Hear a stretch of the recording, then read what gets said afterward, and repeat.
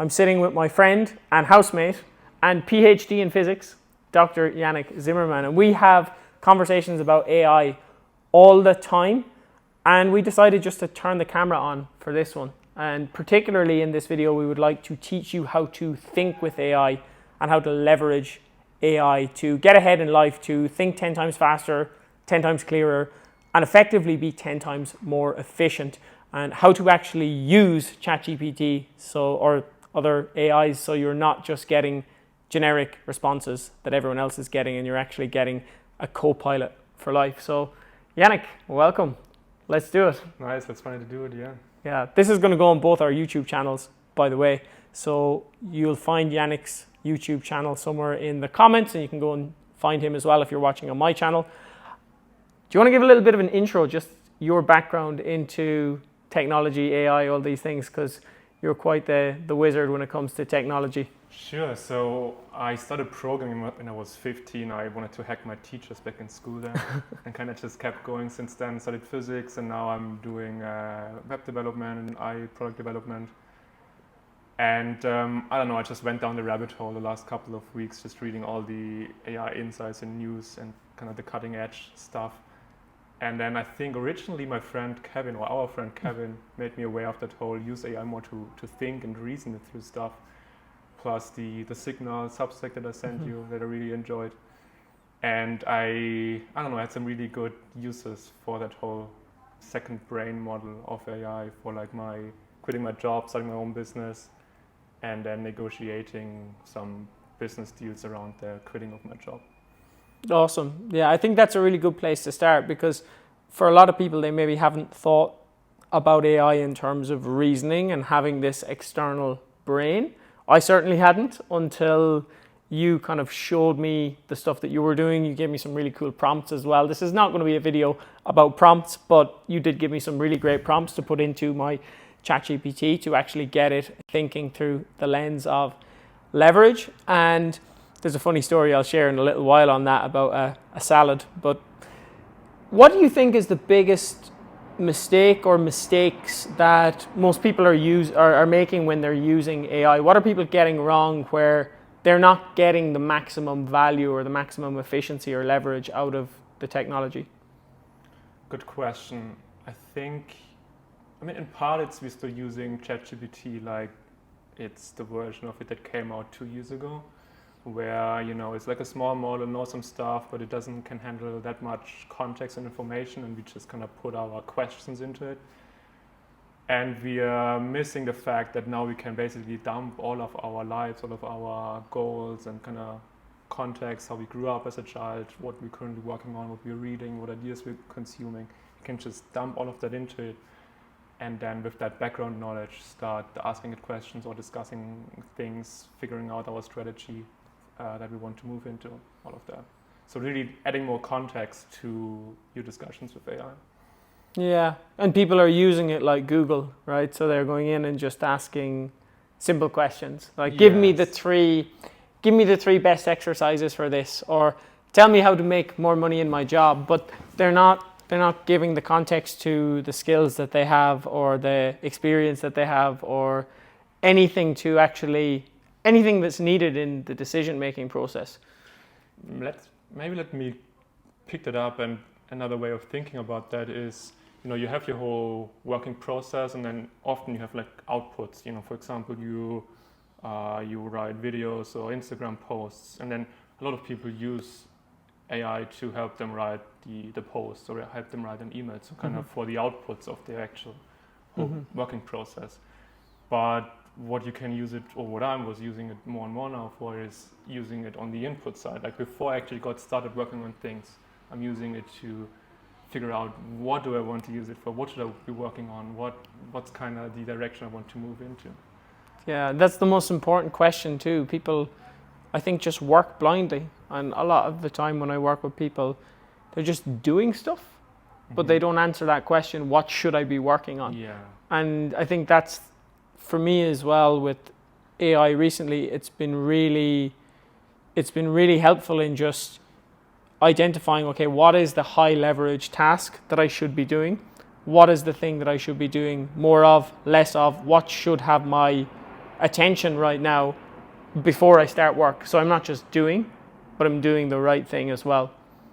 Yeah, exactly that. Like using it on the input side and not just on the output side. Okay, yeah.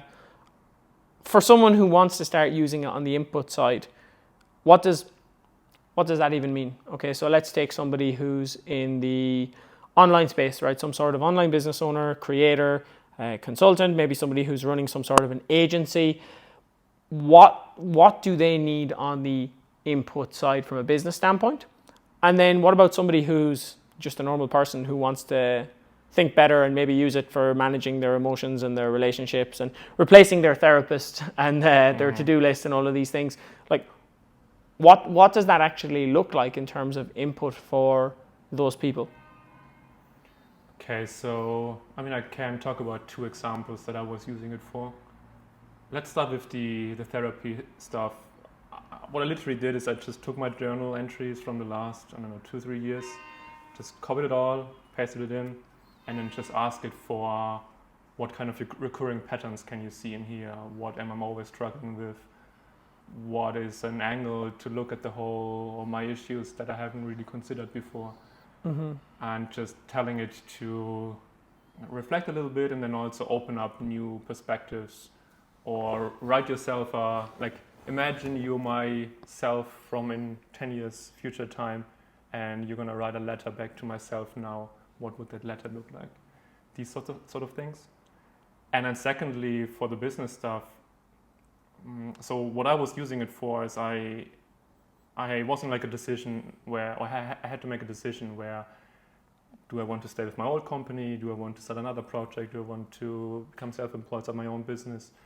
And I had to think through all the options that I had, and I actually use it to generate a few options, kind of look at my current possibilities, the things that I could be doing. And then when I wanted to evaluate them to figure out what is the best one, which one is most aligned with my goals, I could use it to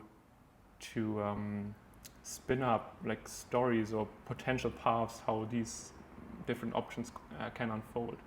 So I can simulate me 10 or 3 different outcomes for this option. If I pursue that, what could happen? What would be the timeline? If I start my own business, how likely is it going to be that I'm going to end up with 5K a month, 10K a month, 100K a month? What do I have to do to achieve these different outcomes? So really using it as some kind of simulator and like kind of a way to play through the world and different outcomes.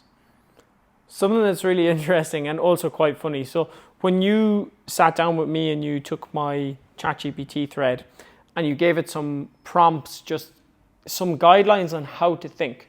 So if you're a business owner, you're probably familiar with the concept of leverage, which is really, you put in one input and you hope to maximize the outputs from the one input.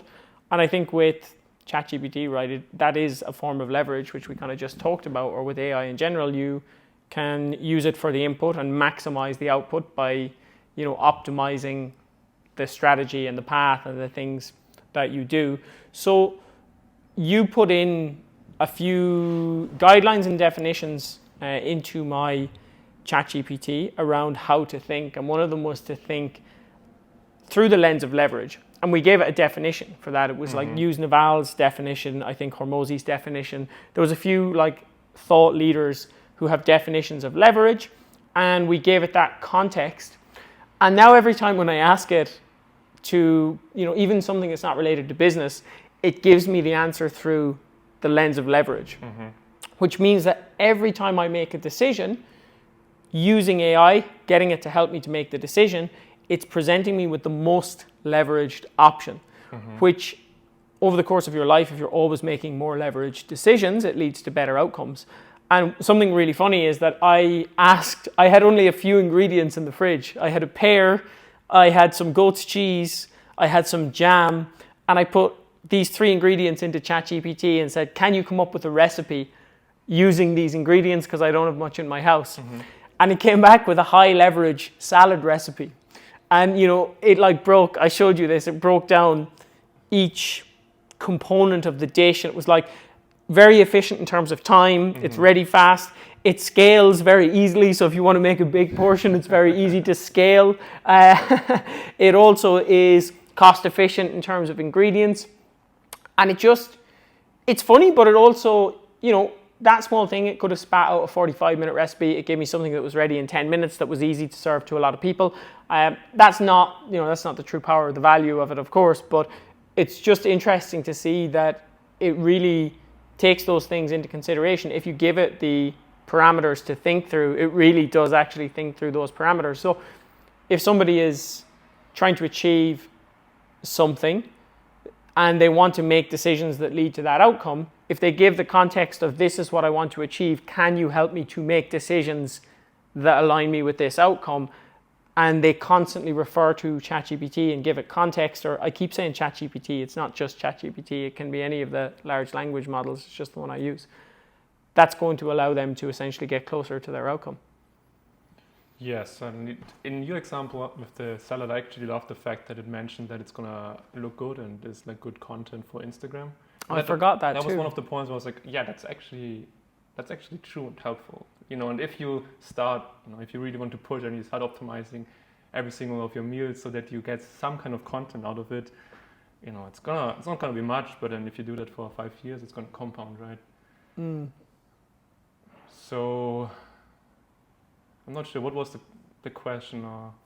So if someone is trying to optimize for an outcome, so they're trying to optimize for a job or a business or maybe even just like self-developing themselves, if they give the context of what they want, and if they take, for example, someone who has been in their position. So let's take Michael Jordan, the basketballer, right? Like one of the greatest sports stars of all time. If you were a young and aspiring basketball player or athlete in any form and you went to ChatGPT and said, I want to be the best, I am fully committed, can you help me think through my life decisions like I was Michael Jordan? Then ChatGPT is going to give you the type of decisions Michael Jordan would make and help that person to actually have the highest chance of succeeding in their professional career. Not that you would want to make every decision in your life through that lens, but for some people they might. Like for me, it's amazing. All of my decisions are going through the brain of Naval Ravikant because the brain of Naval Ravikant is out on the internet through his podcast, his writings, his book. You can essentially tap into his knowledge and wisdom by telling ChatGPT to access all of that data and then make decisions like he would. Yeah. And it's like you're unlocking wisdom that I don't have his wisdom. There's no way I can have his wisdom. It will take me a lifetime to get remotely close. In a lifetime, I probably wouldn't even get to like a tenth of his wisdom because he's an absolute machine. But with a few prompts and the right way of asking questions and thinking about it, I can get decisions made with his wisdom in like 2 minutes. Yeah. Let me actually try to put it into like a little cookbook. I think the perspective here that's really helpful is to think of AI, ChatGPT and so on as some kind of simulator. It's really good at simulating texts and stories and characters in particular. So if you wanted to help you, first step, pick some kind of character that you want to simulate. Michael Jordan, Naval. You could also go a bit more abstract, let's say a CEO of a big company. Some kind of character that's very clearly defined in our collective knowledge. Go to the internet and you can get a sense for what Naval is like, whereas you pick your neighbor and the internet doesn't really know who your neighbor is, right? Sure. So you pick someone who's clearly defined, then you give it as much context about your life as possible. Just dump in all the shit. Your current situation, what you're working on, what you know, what knowledge you have, your routine, your habits, your friends, what they are doing. Because ultimately, if ChatGPT knows what your friends are doing, it can kind of help you talk with them or ask them for help. What goals you're having, everything. And we can link to Kevin's post. He's gonna on Substack, where he actually goes through like a little process to kind of just flesh it out and kind of get that context on paper so you can put it into ChatGPT. And then as soon as you have these two ingredients, you start conversing with it. You just have a conversation, asking good questions, and then the simulation of the character is going to help you looking at your current life situation and bringing them together and figuring out what are the good things to do. Yeah, and you can have different threads on each of these things, right? Yeah, so, different characters. Like, you know, maybe Michael Jordan's going to help you play basketball, but then your girlfriend comes and you, I don't know, to use someone else. Yeah, you maybe don't want the Michael Jordan frame of reference for your relationship. Yeah, and this is something I found really cool. Like, I have recently put multiple different threads into ChatGPT, where some of the threads are very business focused, and then others are just like my journaling.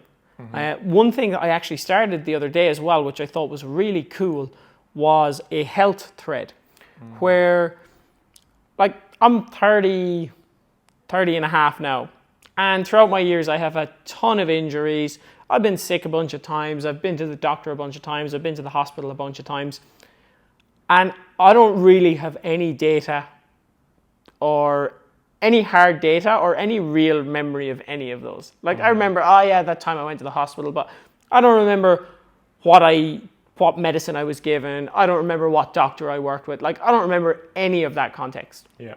So, like, my entire medical history is basically non-existent, right? Like, I'm sure I could spend hours of my time and go back to every single doctor I've ever had a conversation with and, like, you know, get all that context, but it's pretty much gone. However, with a ChatGPT thread, if I keep that thread there and just every time I have some small health issue or I have an injury or I have like something really small and simple and I just drop it in there and document it, I can actually build a full history of my health somewhere where it is all condensed. And it's not necessarily like, because people are like, don't use ChatGPT to diagnose your illness. That's not what I'm saying. But I'm saying if you just continuously update ChatGPT and keep it as like a running, like almost a running summary of what's going on in your mental well-being, your physical well-being, your career, your relationships, any areas that you're trying to improve or you want to just have data on, it's incredible because it's non-biased, it's non-emotional, and if you give it enough information, it can start to give you the patterns, the themes. Oh, you felt good after this. You don't feel good after this. This seems to trigger you. This seems to be something that makes you feel alive and fulfilled and like you have enjoyment. And I think you can just start to understand yourself and then see these patterns where we're just super bad at understanding ourselves. Like, we're very emotional, we're very biased, and ChatGPT is just not at all those things. He's just like, this is the information, this is the context, this is what I see, this is the data. And the more data you give, the better the context becomes and the better the, I guess, suggestions or the overview of what's going on in your life becomes. And it becomes this like external brain where you can park all of this information, access all of this information all of the time, and you can actually make way better decisions and you can just have more context on what's going on in your life. Yeah, and you can tell it to kind of pick holes in your reasoning or your habits or all of that. And you could also, when you go to the doctor and, you know, he has some idea or hunch, but then you just give it your phone and like, here, chat with my ChatGPT, and then they can talk, you know, business, like they can talk in medical terms and then have like a really good connection too. Yeah. Because it understands you, but it also understands the doctor's perspective. Yeah, it's like this middleman, right? Because we don't have the doctor's perspective. Yeah, and at least not the medical. So, what, like that thing 2 years ago, what was the diagnosis there, and kind of just talk through all the details and so on. Another thing that I kind of very connected to that I like using it for is like asking it to take a topic that you're discussing right now and just zoom out and ask like, am I overlooking something? Like, or for example, I was in this negotiation, right, and kind of over text I used a lot of ChatGPT or actually Gemini Pro, which I found was way better for negotiations. And every now and then I just step back and I was like, okay, what am I overlooking? What are the assumptions that we are making that we didn't really state explicitly? But can you just spell them out so that we can look at the assumptions and then ask ourselves, are these actually true? Like, I think that person wants this, but maybe it's not true. Maybe I should revise that and kind of think about a few other ideas. And then I ask it, my negotiation partner, like, okay, what do we think does he want? Like, what are his motives? Like, does he want the money? Does he want to feel like he's in control? Does he think about his reputation? All these sorts of things. Yeah, I use it as well for reasoning. So the new model 03 is 03? 03. 03 is for reasoning, which I only just recently started using, but I used it for negotiating kind of like a collaboration partnership. I actually used it for 3 different collaboration partnerships. One was with 03 and the other 2 were with GPT-4, 4.0. It's so confusing, all the models. But if you want a really cool reasoning model, check 03. For using it with 03, it was so in depth, right? So it was me basically coming up with a partnership agreement with somebody who I part mentor in exchange for services that he provides, and I felt like I'm actually providing more value here. The value exchange is not fair, and we need to renegotiate this deal. So I went to ChatGPT, I went to 03, I gave all of the information, and then 03 went and like searched the web, searched Upwork, searched these different platforms to see what was the going rate for the service that I was bartering with this guy, came back, gave me the going rates, then figured out what the value was that I wanted, kind of put numbers to everything, and then came back, and it made me realize, okay, in order for me to continue with this agreement, the performance is currently here for this person, and the performance has to be here, right? It has to be at least level, or ideally, even, where I feel like I'm getting a better deal. And then it gave me a load of ideas for like incentives of, okay, how to structure this in a way, because it was quite complex, because there is some conflict of interest as well in the deal. So it was a little bit complex, but it was so easy to think through every angle, because it was like, is there blind spots? And it automatically actually gives the blind spots of, here's something you might not have thought of. Here's something where you could get stuck. We wrote that into your system prompt, that's why. Okay, so that's, and by the way, if you want a really powerful system prompt, just reply to us somewhere after this video, send the word prompt, and we can do that, because I think that's actually something to talk about. The system prompt is probably one of the most important parts, right, of the whole system to work. So the system prompt sets the just kind of default behavior that's always in the background. And I actually experienced a big kind of performance increase. Like, it felt more useful after I adjusted the system prompt to, for example, incorporate the whole Naval thing, like think in terms of leverage a lot, plus the whole point out blind spots, like be my thinking partner. Don't just, just tell me what I want to hear, like actually help me level up and think better. So I guess that was also really useful for your deal there. Like, what happened then? Like, you structured the deal like a suggestion, and then you presented it to the guy? Or? Yeah, and it was really good. He was all over it. It was like a really good deal for both parties. Okay. But I noticed the same thing. Like, I've used ChatGPT for a long time. I mean, a long time. I've used it consistently for the last year or so. But in the last month, which I guess is when we updated the system prompt, dude, the performance just went from, it's like a completely different machine with the system prompt. It's way better. Yeah, before it was just like, okay, Google search that kind of can give me more answers faster. But now it's like you said, it's a thinking partner. It's like, I have this external brain, I have this really wise, really smart, really fast thinker who's going to push me on my bullshit, and who's going to just provide different perspectives and context. And I mean, even just in terms of, setting up something online, right? That's not necessarily decision making, but it's just give me a step-by-step framework to solve this problem. And even with the thinking side of things, it's like, how can I think through this problem? How can I be a better thinker? How can I make the right decision? How can I optimize for whatever it is that I want to optimize for?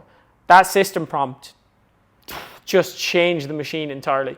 Again, you remember the simulation thing, right? You just need to kind of push it into into simulating the right kind of of thing, object, partner, conversation partner. And then as soon as you do that, you can actually get way more out of it. But again, it's it's this old problem of it doesn't know, it can't read your mind, can take a lot of context and kind of intention into account, but you need to give it a little bit of information. Amazing. I think that's it for now on the thinking. Is there anything you want to add or wrap up with? Maybe one thing. If you have the money, spend the $20, $23, whatever, for the monthly membership, because it's going to be a much better product. They just improved the whole thing so much over the last 2 years. And the free model versus the paid model, it's quite big of a difference. Awesome. Yeah, I totally agree, because that was the other difference that I made. The paid membership for ChatGPT and the system prompt, and it is a different machine. So that's it. If you want that prompt as well, feel free to reach out to Yannick or I on any platform. Just send the word prompt and we'll send over a system prompt so you can build an external brain and start thinking 10 times clearer, 10 times faster, and being 10 times more efficient.